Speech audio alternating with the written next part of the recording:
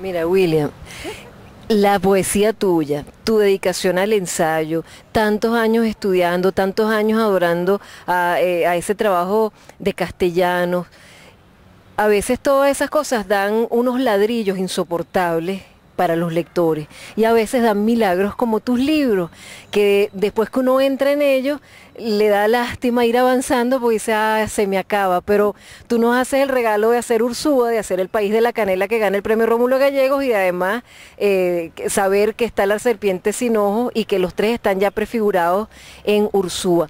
¿Cuántos años de trabajo? Porque muchos jóvenes escritores nos escuchan, nos ven y dicen, yo quiero hacer una novela y quiero publicarla ya, mañana en la mañana. ¿No es mejor esperar, no es mejor decantar, no es mejor tener un poquito más de paciencia y tesón? ¿Qué dices tú? ¿O es mejor dejarse llevar por el impulso y la locura?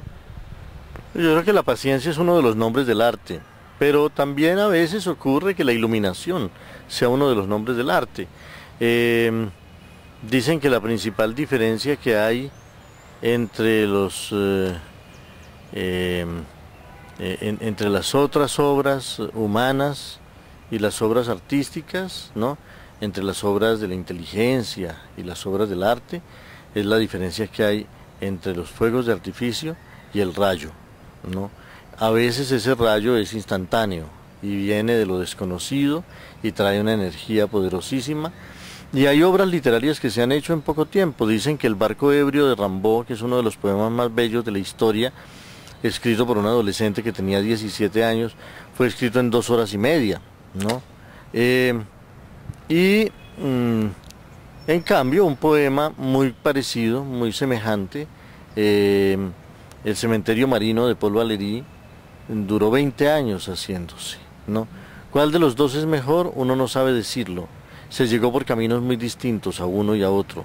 Hay obras que nacen de la ráfaga de una iluminación, hay cuadros de Picasso que los hizo en minutos, hay otros en los que un pintor tardó 30 años pintando. Entonces nunca depende del proceso, nunca depende de la rapidez del proceso, sino del toque del espíritu, de la ráfaga de la iluminación, de la profundidad del sentimiento y de la profundidad del talento que estén contenidos allí. Sin embargo, yo pienso que lo único que no puede uno hacer es madurar las cosas prematuramente. Si hay cosas que surgen y son poderosas en sí mismas, eso está muy bien, pero nadie puede proponerse que sus obras serán muy veloces, muy vertiginosas, porque eso depende es del hecho mismo, no es un plan, ¿no?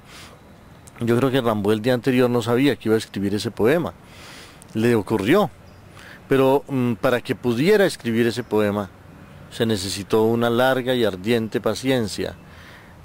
Toda la lectura que él tuvo de la poesía francesa de su tiempo, todas las lecturas que hizo de la tradición literaria, entre los 13 y los 17 años Rimbaud no había hecho más que leer, no había hecho más que pensar, no había hecho más que experimentar, y cuando llegó el rayo de la iluminación ya tenía toda la destreza, ya tenía todos los recursos para construir una obra perdurable.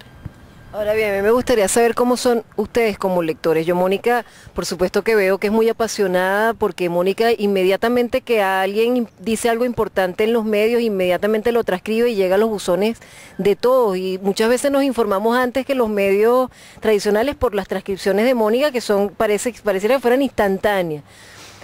Mónica, por supuesto, es una lectora muy voraz. Yo también soy una lectora voraz, pero con tus libros me ha pasado que no puedo afrontarlos con la voracidad y la rapidez que afronto otros. Me dicen que me tengo que detener, me dicen que tengo que degustar las frases y que tengo que aprender a que las cosas muchas veces no hay que no hay que abalanzarse sobre ellas, sino dejar que esas cosas te envuelvan suavemente. Tú como lector, ¿cómo eres, William?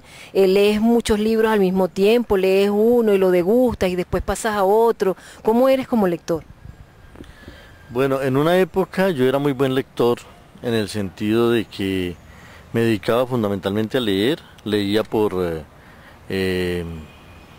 gusto, por placer, por capricho, casi. Ahora me he vuelto un lector menos bueno, diría yo, porque no leo ya solo por deleite, sino que cuando estoy metido en una historia, por ejemplo contando una de estas novelas, pues es mucho lo que tengo que leer y a veces no son textos gratos de leer, pero que para mí son valiosísimos porque contienen una información que yo podré transformar, espero, en algo más grato de leer, ¿no? Y como yo necesito contarme esas historias antes que contárselas al lector o que contárselas a alguien, yo necesito contármelas a mí mismo, necesito detenerme en cualquier detalle y entonces tengo que dedicarle mucho tiempo a esas investigaciones y entonces ya no me queda tiempo para leer todo lo que encuentre.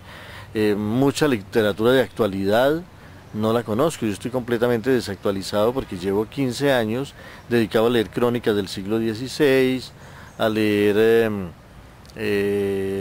documentos, a leer libros de historia. A veces me concedo, ¿no? El almíbar, el deleite de leer alguna novela de un contemporáneo, de leer algún libro de cuentos, de leer poesía contemporánea, pero es más bien como una excepción y no como la norma.